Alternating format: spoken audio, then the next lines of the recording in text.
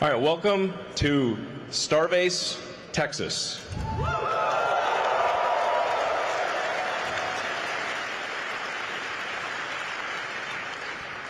This is a city, it's actually legally a city, that thanks to the hard work of the SpaceX team, we built out of nothing, and is now a gigantic rocket manufacturing system. So, and for people out there who are curious to see it, we're actually on a public highway, so you can come and visit and drive down the road and see the epic hardware. So I think this is the first time that a rocket development program has actually been on a public highway. So you can come and see the epic stuff. We're honored today to have the Secretary of War, Pete Hegseth, and much of the senior leadership of the Pentagon here. It's an honor to have them visit.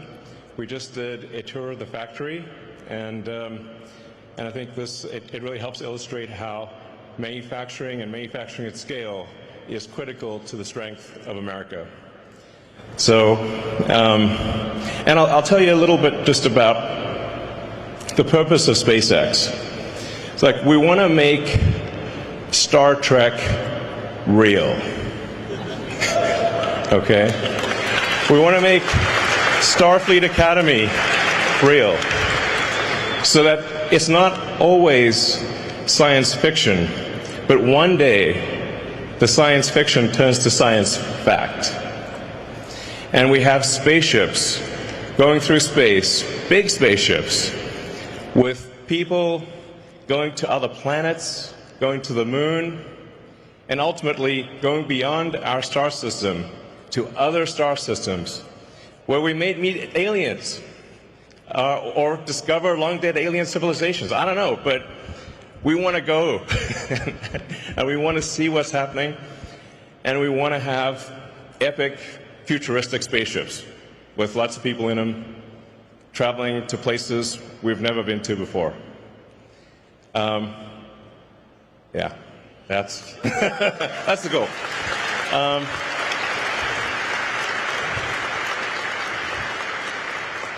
And that's what I think the public thinks of when they think of Space Force.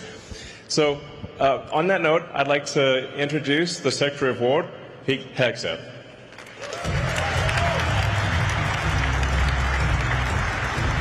Thank you, Elon. Appreciate it. Thank you very much. How about this? Star Trek real. Star Trek original. Yes. Appreciate it. I love it. Well, what a tour. What an opportunity to be here at Starbase, Texas, with Elon and the SpaceX team. There's nothing like this in America. There's nothing like this in the world. And what you have built and what you will build here is a testament to the strength of American ingenuity and American invention. So I want to thank all of you, all the folks out here for having us today. Elon, thank you so much for hosting us, for what you built, for the vision you have for this company, the vision you have for our country, the vision you have for American innovation. I could not think of a more fitting venue to continue our Arsenal of Freedom tour and to outline today the future of technological innovation at the War Department. Those of you here at SpaceX will appreciate this, knowing that as World War II was ending, the Secretary of War and Secretary of the Navy wrote to the National Academy of Sciences and declared that scientific research was essential to our national security. To ensure continued preparedness, they wrote, the research scientists of the United States must be called upon to continue in peacetime some substantial portion, that of which they have made so effectively during the stress of the present war. The competitive time element in developing those weapons and tactics may be decisive in future conflicts.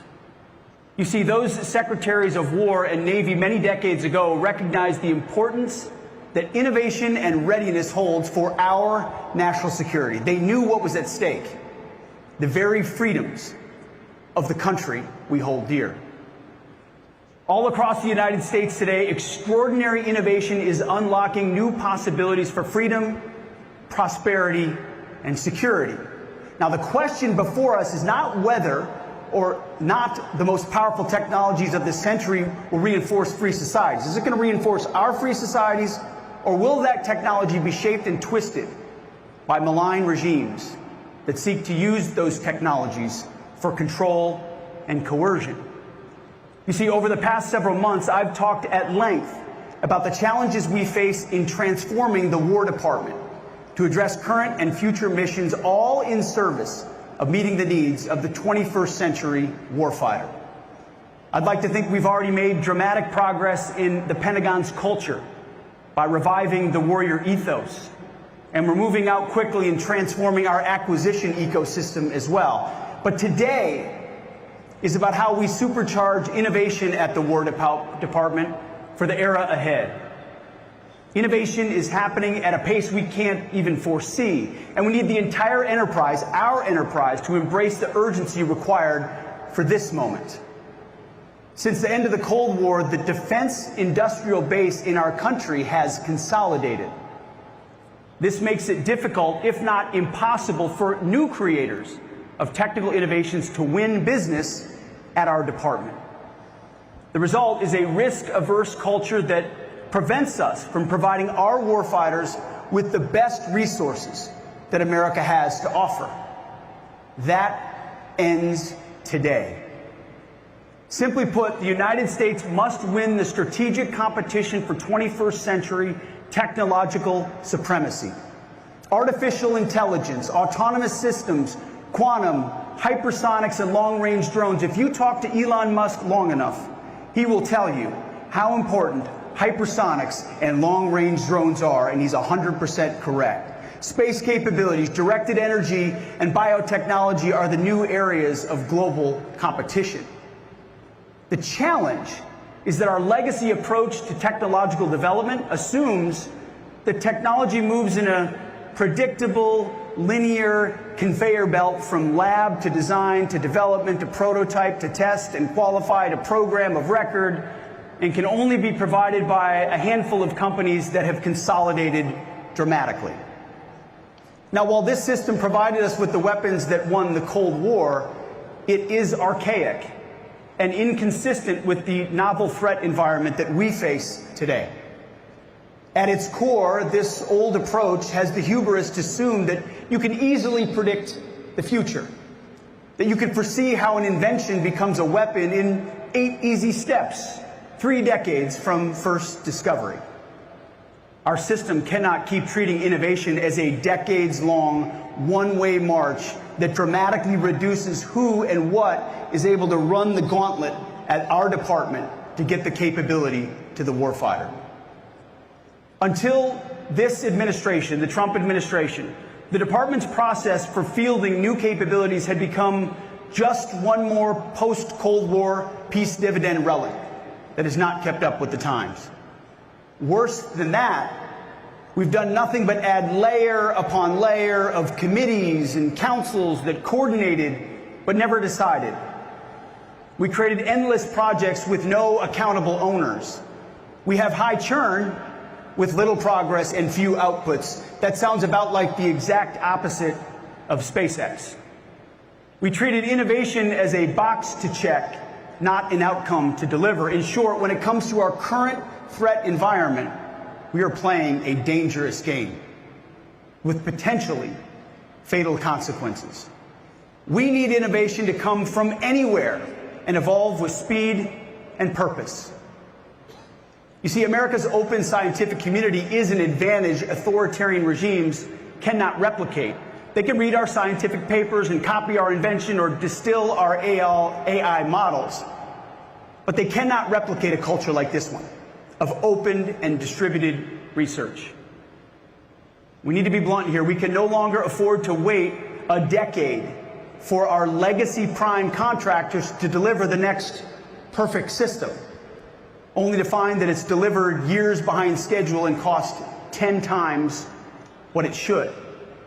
Winning requires a new playbook. Elon wrote it with his algorithm. question every requirement, delete the dumb ones, and accelerate like hell. That's why I want to make clear across the War Department and for our partners in the private sector that our Undersecretary of War for Research and Engineering, Emil Michael, right here in the front row, is the War Department's single chief technology officer, one CTO for the entire enterprise. Novel concept.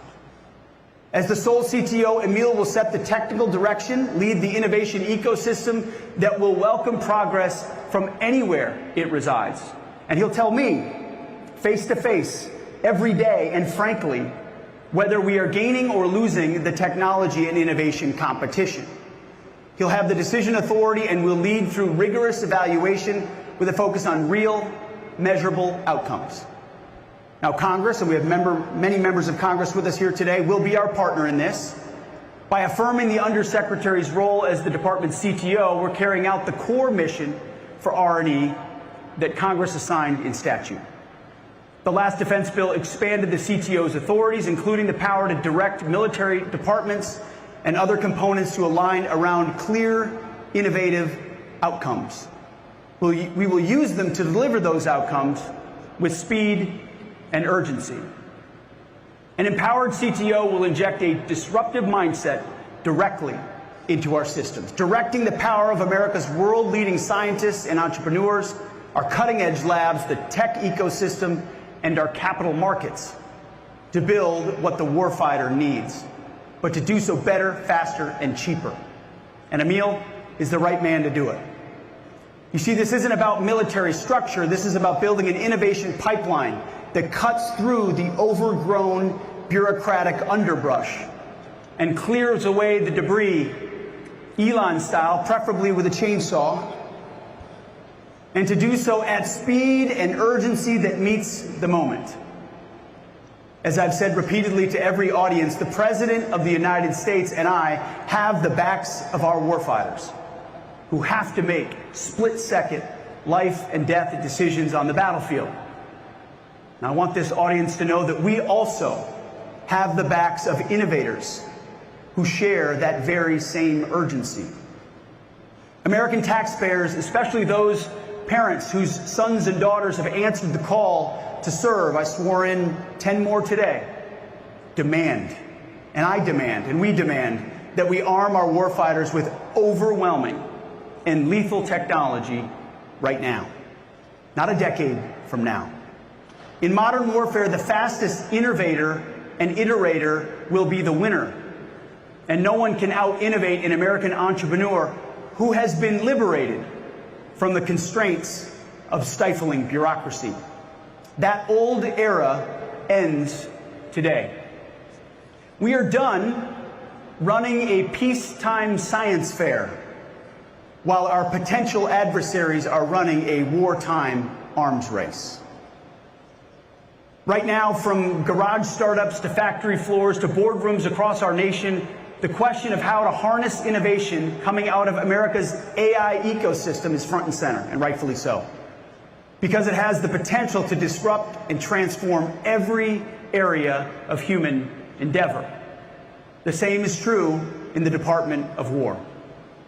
President Trump's AI executive order spells out our approach succinctly. It is the policy of the United States to sustain and enhance America's global AI dominance in defense of human flourishing, economic competitiveness, and national security. That, ladies and gentlemen, is the War Department's mission. We must ensure that America's military AI dominance so that no adversary can exploit that same technology to hold our national security interests or our citizens at risk. America first in every domain. Last month, I took the first step toward changing how the department does business with frontier AI technologies when we announced the rollout of Gen AI with our partners from Google. And I want to thank the Google team for leaning forward and making the investment to get their Gemini app to about 3 million users in the War Department.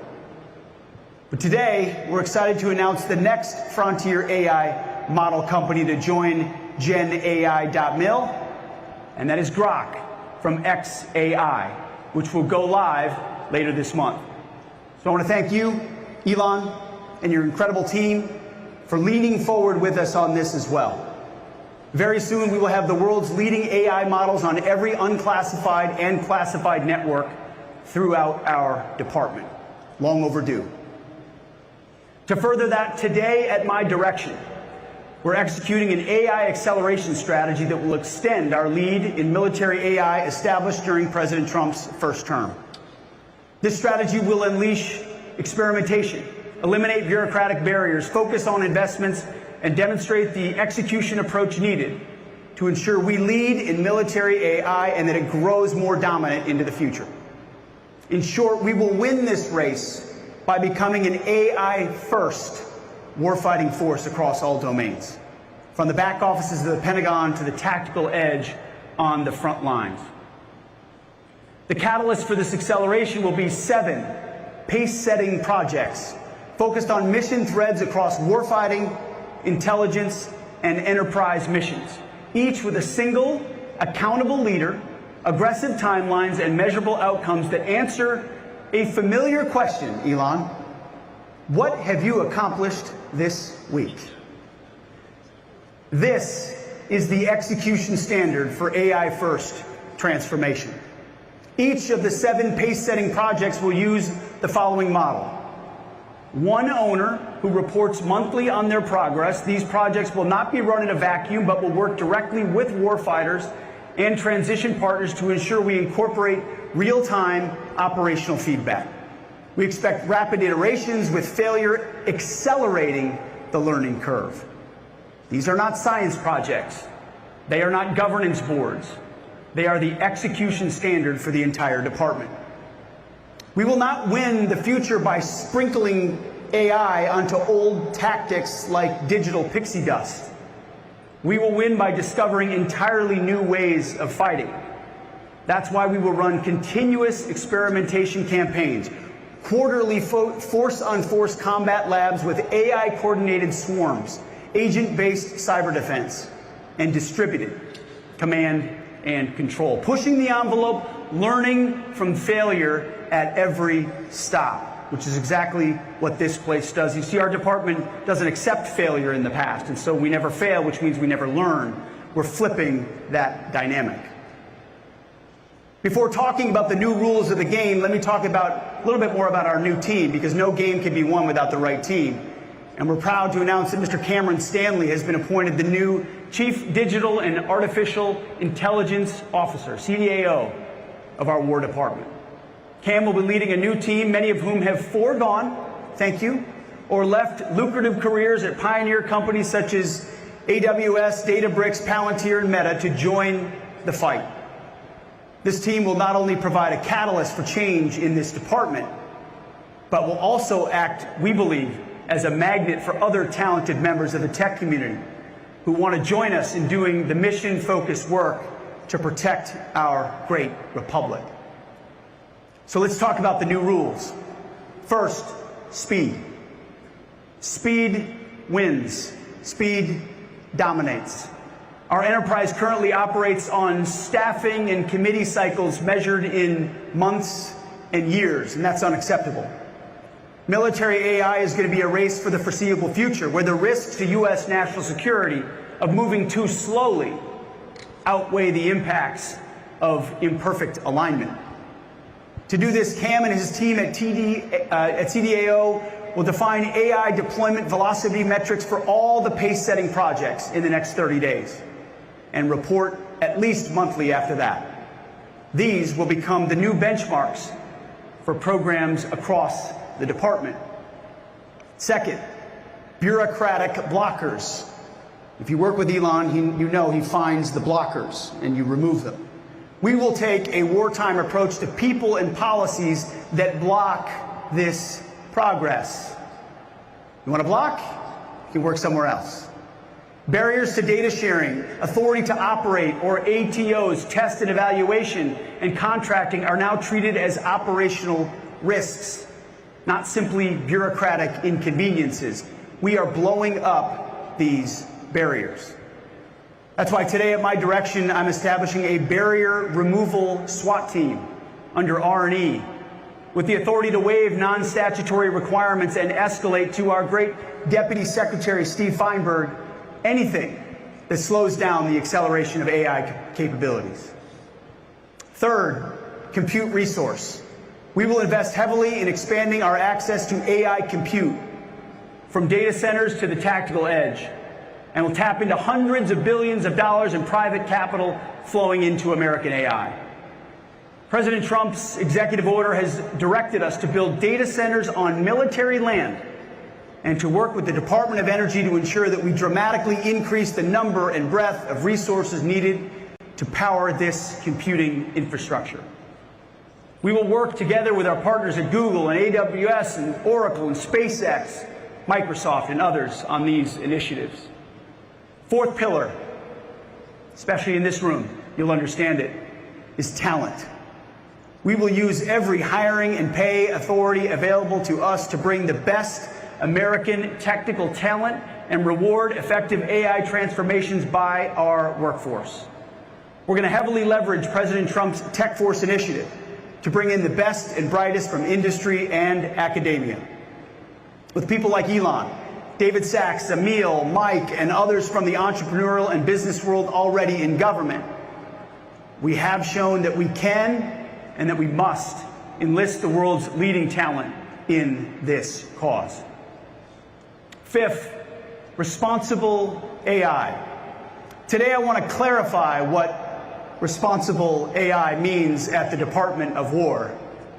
Gone are the days of equitable AI and other DEI and social justice infusions that constrain and confuse our employment of this technology. Effective immediately, responsible AI at the War Department means objectively truthful AI capabilities employed securely and within the laws governing the activities of the department. We will not employ AI models that won't allow you to fight wars. We will judge AI models on this standard alone. Factually accurate, mission relevant, without ideological constraints that limit lawful military applications. Department of War AI will not be woke. It will work for us. We're building war-ready weapons and systems, not chatbots for an Ivy League faculty lounge. Sixth, and finally, data. AI is only as good as the data that feeds it. And the U.S. military has an asymmetric data advantage from 2 decades of military and intelligence operations that no other military in the world can replicate. But right now, we are underutilizing this advantage. Too much of our data is stranded. It's stuck in bespoke program databases, locked behind Title 10 or Title 50 stovepipes, invisible to operators, engineers, and industry who can help us exploit it with winning speed and scale. And that's why today, at my direction, CDAO will exercise its full authority to enforce the DOW data decrees and make all appropriate data available across federated IT systems for AI exploitation, including mission systems across every service and component. Each service secretary and component head will submit catalogs of their current data assets to the CDAO within 30 days. Denials of data access requests will be reported to the CTO within 7 days, and they better have a good justification. Today, I'm also directing the Undersecretary for Intelligence and Security, Brad Hansel, to ensure appropriate data from across our intelligence enterprise receives the same treatment and can be fully leveraged to warfighting capability development and operational advantage. AI is only as good as the data that it receives, and we're going to make sure that it's there.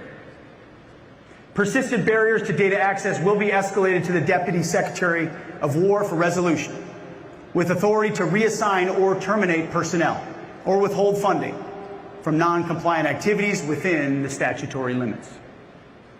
We'll be clear here. As I said, data hoarding is now a national security risk, and we will treat it that way. AI is an important part of the future, but here's another truth that we've ignored for too long. Beyond AI, we've treated every other kind of innovation as if they're the same. As you know, they're not. We need to break down unnecessary barriers to rapid technological development, adoption, and transition. Some of you will remember this. A generation ago, one of my predecessors, in a dinner speech to industry now infamously known as the Last Supper, advocated for the consolidation of our defense industrial base. This consolidation created a closed innovation ecosystem dominated by just a handful of prime contractors. The results have been characterized by soaring costs, sluggish delivery, and stagnant innovation. That's what President Trump's recent executive order on the defense industrial base and defense companies seeks to address. It makes crystal clear that the priority of the legacy prime contractors must be our nation's national security, not the next earnings call. That means less focus on stock buybacks and more investment on the men and women on the factory floor. It means less stockholder dividends and more investment in infrastructure, plant, and equipment. Today, that old era comes to an end. The Department of War is reopening to the disruptive energy and agile creativity of our nation's tech startups, funded by our world's leading capital markets.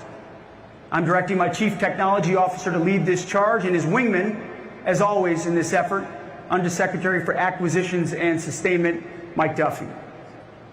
For too long, we organized our ecosystem around stages and silos, labs over here, so-called rapid units over there, commercial outreach in a different building or on another coast altogether, and warfare fighters somewhere at the end, almost an afterthought. The result is duplication, drift, and confusion. And like the acquisition process we are already fixing, the creation of organizations to work around the problems in the innovation ecosystem rather than taking the bold steps needed to transform it. We created an whole ecosystem to get around the actual system. No more. Every dollar of innovation, whether it may be in a lab or a startup or a classified shop, must exist to deliver one of three things: game-changing technology, scalable products, or new ways of fighting. If it's not doing one of those three things at speed, it will be realigned or it will go away. And that's why I'm entrusting Emil as the CTO to ensure that this directive across the department is rapidly carried out. Emil, you're going to be busy. Again, what we're talking about today is a transformation in the way we think about innovation. In requirements reform led by Mike Duffy, we killed an old model, a sclerotic model, and rewired the department so that problems, money, and experimentation live in one system. In acquisitions reform, we killed the defense acquisition system and created accountable portfolio acquisition executives, making speed to delivery our organizing principle. We're going to do the same for technological innovation.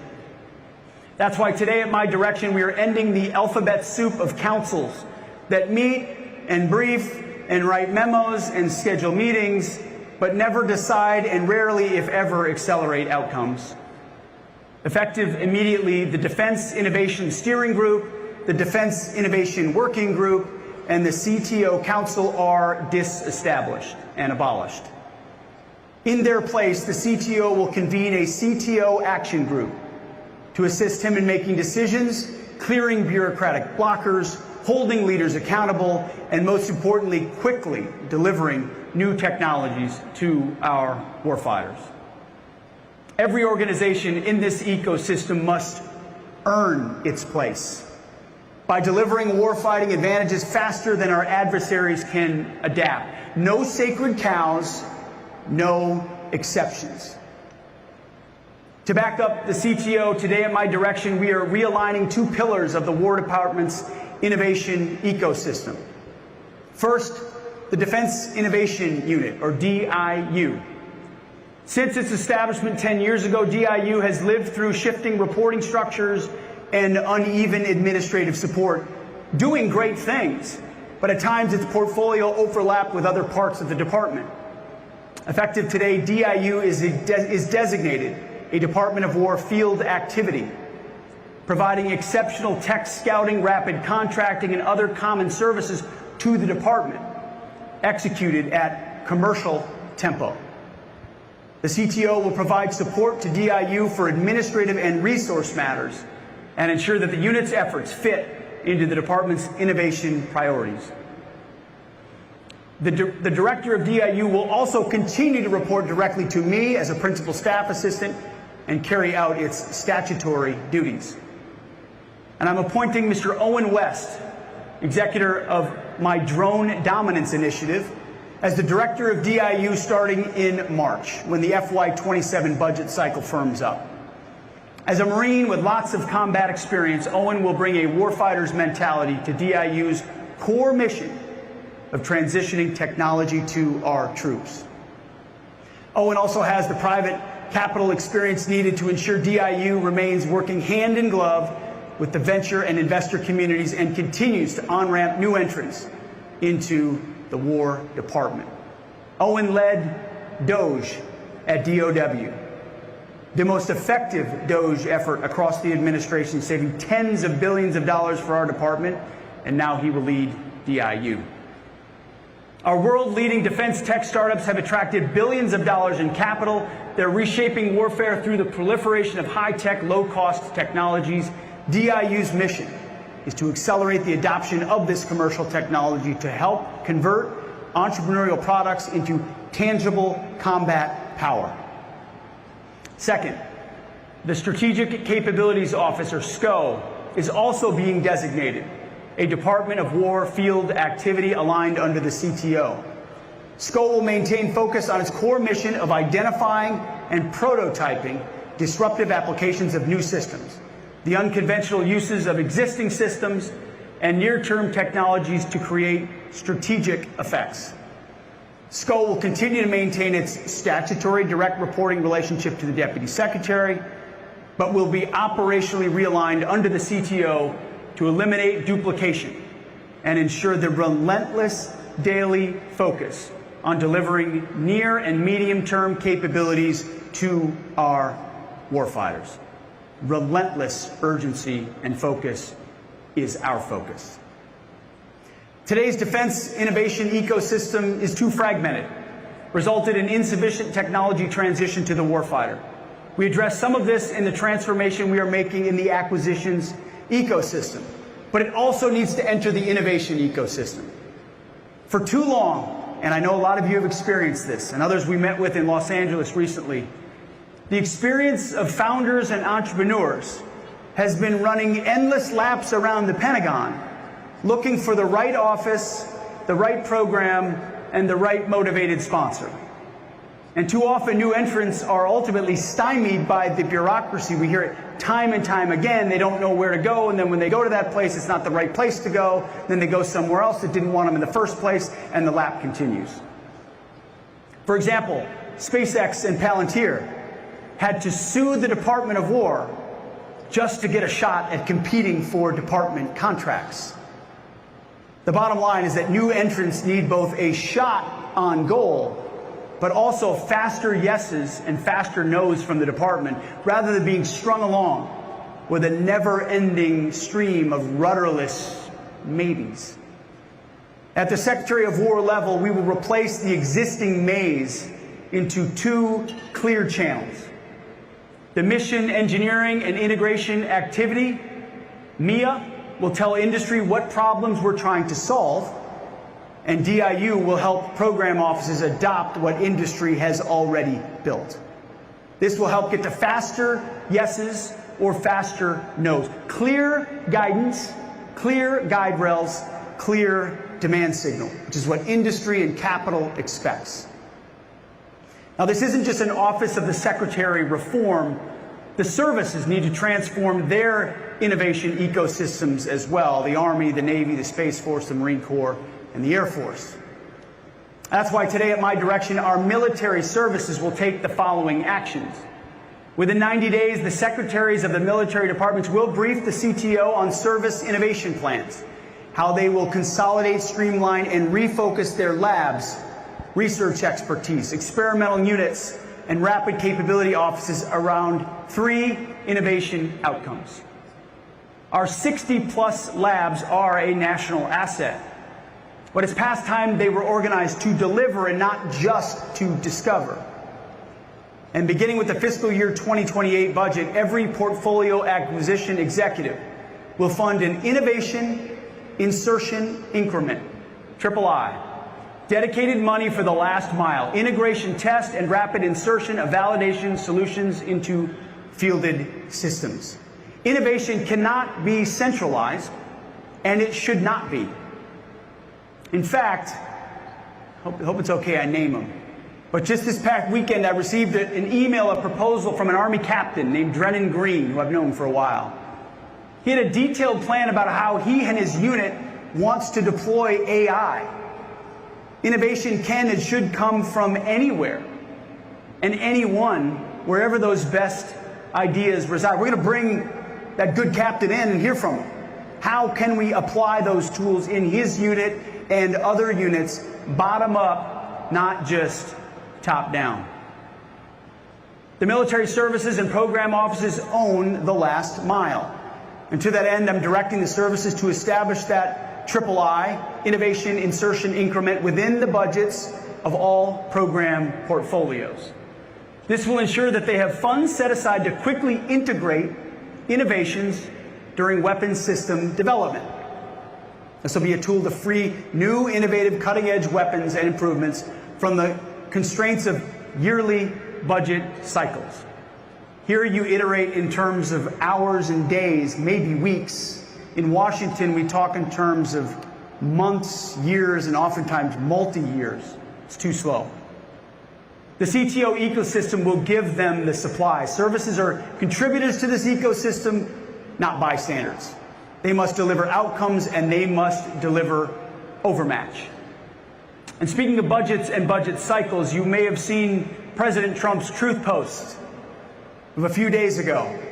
He's proposing a $1.5 trillion budget for the War Department in fiscal year 27. This is by far the most ever in our history, a historic and generational investment in American security. We will not squander this once-in-a-lifetime opportunity to rebuild our military.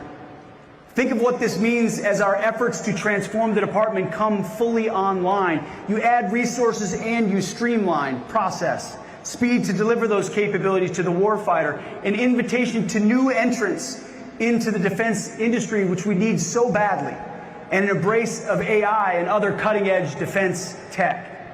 All of this will make our forces more agile, more lethal, and more ready to deter and, if necessary, win a future fight.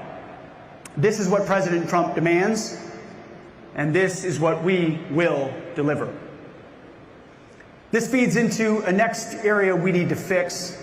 You see, reorganizing and a new attitude are not enough to truly unlock innovation for the warfighter. Our department needs to capitalize on a key advantage America has over her adversaries: the broadest and deepest capital markets and the best entrepreneurial talent in the world. You know this, capital is the lifeblood of American innovation. And therefore, to be successful, we need to embrace the role in our department of private capital, which we have not done for far too long. We need to be a better partner for private capital, so we can help accelerate capital formation in key areas and lower the risk for the department. Private capital is already helping to solve a major problem that President Trump has directed us to confront and solve across this administration: ending our reliance on competitors for access to rare earth and critical minerals. The Office of Strategic Capital, or OSC, under the leadership of David Lorch, is spearheading those efforts and delivering as we speak. In the past 5 months alone, the OSC team has deployed over $4.5 billion in capital commitments as part of closing 6 critical mineral deals, all of which will help free the United States from market manipulation. Crucially, OSC's strategy relies on crowding in private sector investors, from the VC community to our country's largest financial institutions.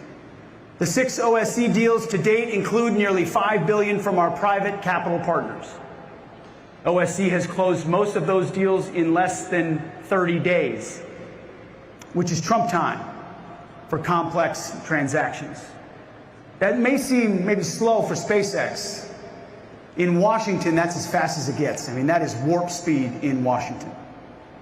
All of our investments serve one purpose: deliver faster for the warfighter. Now, some will want to cynically posit, is this just another innovation reorganization? Another set of strategies that brief well but don't actualize? No. This is the third leg of a single war plan.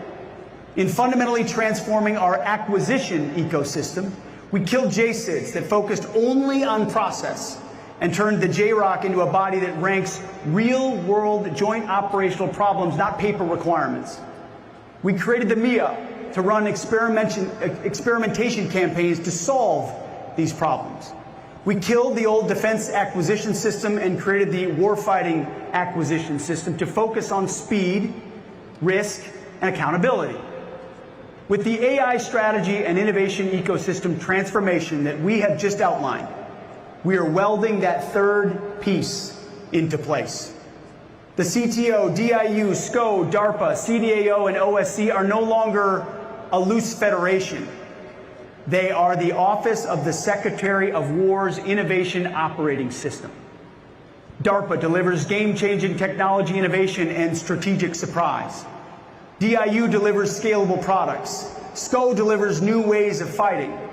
And CDAO and OSC provide the data, test, and capital to move at wartime speed. As of today, they are an ecosystem, an arsenal of ideas and action for the arsenal of freedom, wired directly into requirements, portfolios, and production. Game-changing technology, scalable products, new ways of fighting, all three moving at wartime speed. Problems drive experimentation, experimentation flows to prototypes, prototypes flow to our program executives flow these to production, production flows to the warfighter, and the cycle never stops, always iterating. One system, one purpose, speed to the fight. We are preparing to win the future because we know, and you know, for the free world, for the West, the stakes could not be higher. Before this administration, our adversaries may have thought they finally broke American power. They're wrong. They do not have our entrepreneurs. They do not have our capital markets. They do not have our combat-proven operational data from 2 decades of military and intelligence operations. They do not have our hard-won classified technologies. They do not have the ingenuity and tenacity of American warfighters who refuse to lose. They don't have a military that can go 37 hours to downtown Tehran or downtown Caracas without being seen in the process. You see, but none of that matters, however, if we suffocate those advantages under a stifling bureaucracy. That's why we're unifying the innovation ecosystem, making this an AI-first department, and holding every lab, every program accountable, all while pushing every officer to deliver warfighting advantages faster than others can adapt. We will not stop. We will not back down. We will forge the new arsenal of freedom with our partners in industry and the private sector.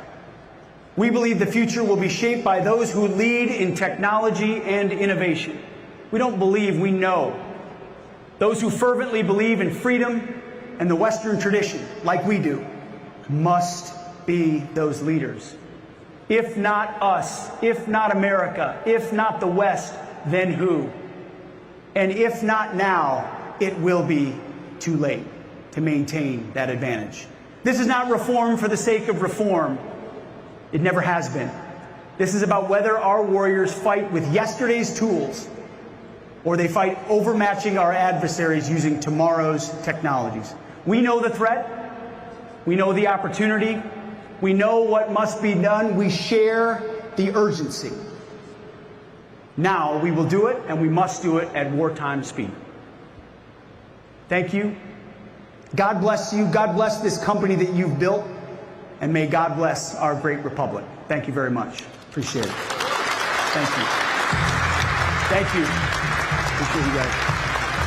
Thank you, sir.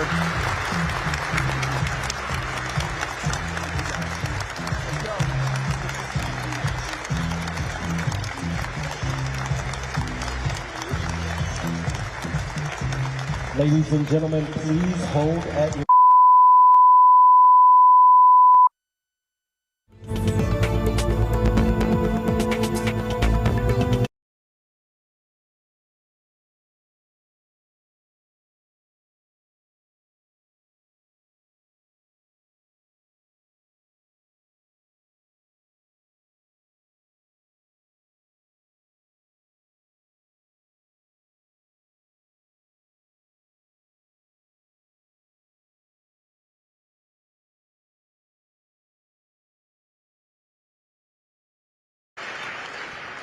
This is a city, it's actually legally a city, that thanks to the hard work of the SpaceX team, we built out of nothing, and is now a gigantic rocket manufacturing system.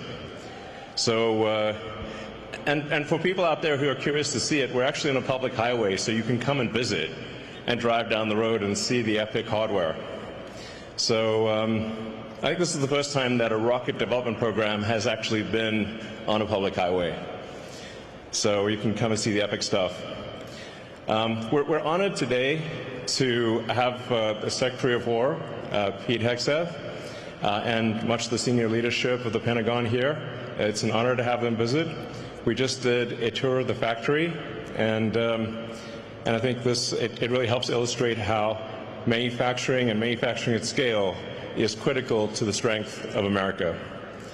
So, and I'll tell you a little bit just about the purpose of SpaceX. It's like we want to make Star Trek real. Okay?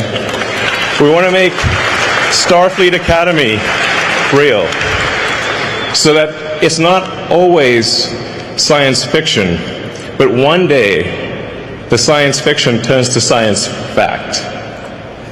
And we have spaceships going through space, big spaceships, with people going to other planets, going to the moon, and ultimately going beyond our star system to other star systems, where we may meet aliens or discover long-dead alien civilizations. I don't know, but we want to go, and we want to see what's happening, and we want to have epic, futuristic spaceships with lots of people in them, traveling to places we've never been to before. Yeah, that's that's the goal.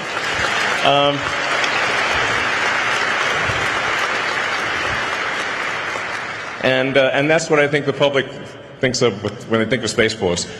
So, on that note, I'd like to introduce the Secretary of War, Pete Hegseth.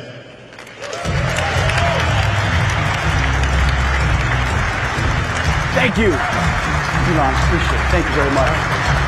How about this? Star Trek real. Star Trek original. Yes. Appreciate it. I love it. Well, what a tour. What an opportunity to be here at Starbase, Texas, with Elon and the SpaceX team. There's nothing like this in America. There's nothing like this in the world. And what you have built and what you will build here is a testament to the strength of American ingenuity and American invention. So I want to thank all of you, all the folks out here for having us today. Elon, thank you so much for hosting us, for what you built, for the vision you have for this company, the vision you have for our country, the vision you have for American innovation. I could not think of a more fitting venue to continue our Arsenal of Freedom tour. and to outline today the future of technological innovation at the War Department. Those of you here at SpaceX will appreciate this, knowing that as World War II was ending, the Secretary of War and Secretary of the Navy wrote to the National Academy of Sciences and declared that scientific research was essential to our national security. To ensure continued preparedness, they wrote, the research scientists of the United States must be called upon to continue in peacetime some substantial portion, that of which they have made so effectively during the stress of the present war. The competitive time element in developing those weapons and tactics may be decisive in future conflicts.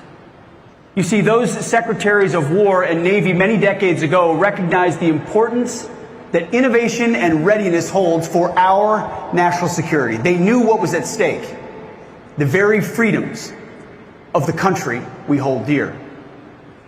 All across the United States today, extraordinary innovation is unlocking new possibilities for freedom, prosperity, and security. Now, the question before us is not whether or not the most powerful technologies of this century will reinforce free societies. Is it going to reinforce our free societies, or will that technology be shaped and twisted by malign regimes that seek to use those technologies for control and coercion?